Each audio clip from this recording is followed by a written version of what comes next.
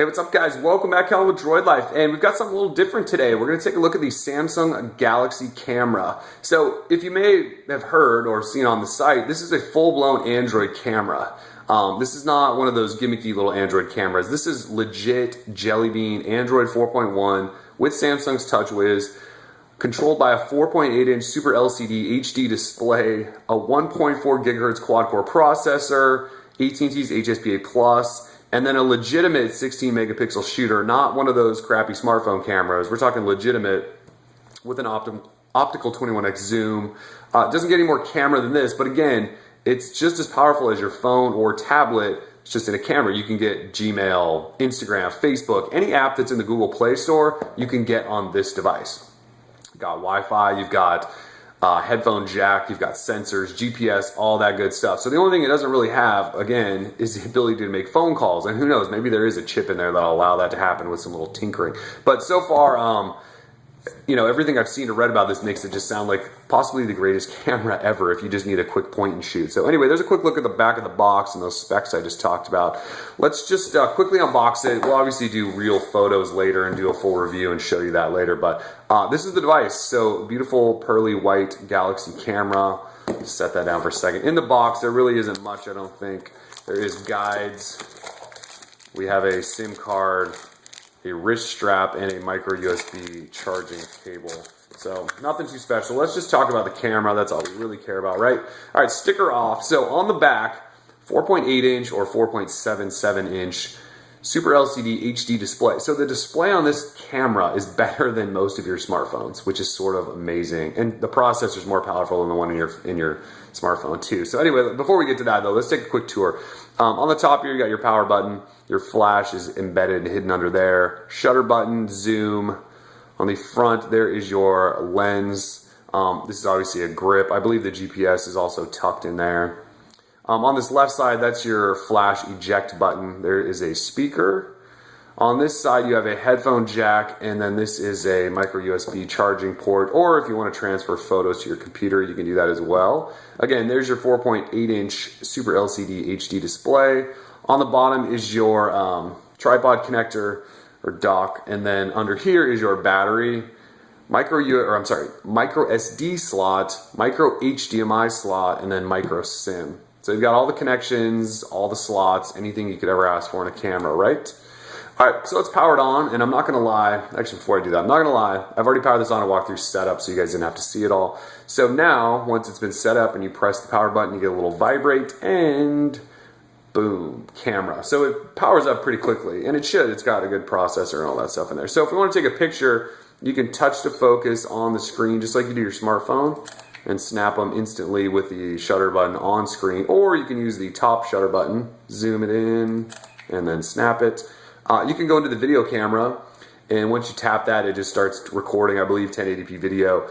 You can snap photos while you're recording video. And then also Samsung's doing this cool thing where you can pause the video you're recording, then come back to it later and hit recording, and it just picks up right where you left off. Great for parties and stuff like that. Or you can just stop it and complete your video. Also in here though, if we flip this up, maybe I just touch it. There we go.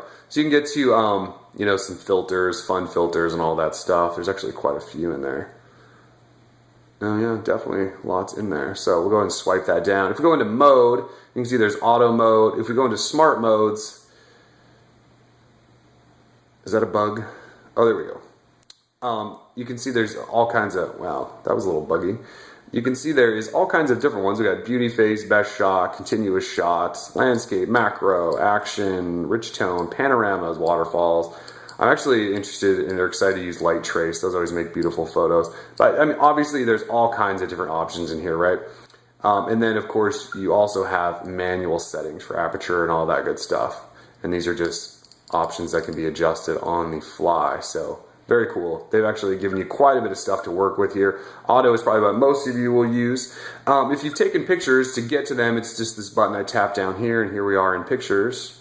There's the video I took, pictures I took. I believe you can pinch to zoom. Oh yeah. So you can pinch to zoom on all this stuff. Looks great, right? Also, I don't know if you noticed, but you can tap, and there is your share button. So if you want to share with Instagram and all that good stuff, it's all there. Full-blown Android, Gmail, all that stuff, right? You can delete, you can also go in and edit photos while you're in here. Yep, there's a photo wizard. I'm not going to do that right now. Let's go back here. See if we can get back to the camera. All right. From here, though, this is where I wanted to go. Let me go back into the camera and show you how I did that. So once you're at the camera, and this is sort of where the magic happens. If we hit the home button up top, this takes you into the home screen, which is your full-blown Android 4.1 with TouchWiz. So home screens, I can flick between these, can pinch to zoom and add and change home screens and all that good stuff, just like you do on your normal smartphone. You'll notice something, though, there isn't really a dock. At least if you go portrait, there is a dock down here, but I believe I tried to add stuff to it and it just wasn't feeling it. So I don't know what the issue is there, but basically they have a dedicated camera button or an apps button down there. If we want to go into apps, though, again, you can see this looks just like TouchWiz. It's just like TouchWiz. I believe you can probably create folders. Oh yeah, I can go up there, create folder, and we could probably add all these goodies to it. There is a folder. So it's just like Android. There's your notification pull down. We can go into settings. I'll even show you that it is running Jelly Bean. So pretty cool, right? And it actually shows I have a software update, so I should probably take that. One thing that's interesting, though, that caught me right away was at the bottom, you'll notice these are on-screen navigation keys. So with the Galaxy Nexus, we got on-screen navigation keys. And then with the Galaxy S3 and Galaxy Note 2, Samsung went back to their hardware physical home button and hardware soft keys. These are actually on-screen on this. So you have a menu button down here and a back button and a home button. So they definitely are interested in adopting these, at least for their cameras, just maybe not for anything else.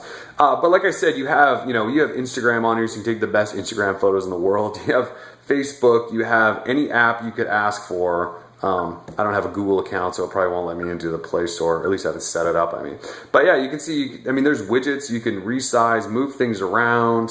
Google Music's on here if you want to listen to Google Music through your camera while on the go. It works in both portrait and landscape. Yeah, you have all your notifications, Wi-Fi, GPS. You can adjust brightness.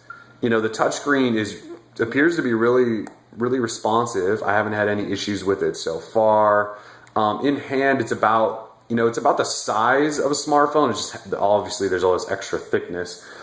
This is what it looks like next to the Nexus 4. So you can see size-wise, they're actually not that much different. Obviously, the camera is just thicker and has bulges and all that stuff. But they're actually sort of similar in size.